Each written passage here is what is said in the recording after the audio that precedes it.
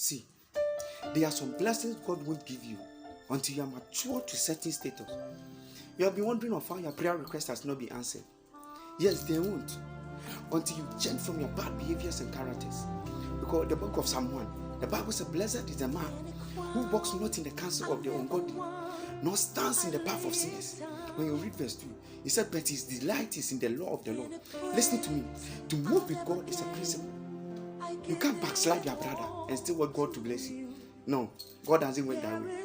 So until you change before the blessings of God locate you.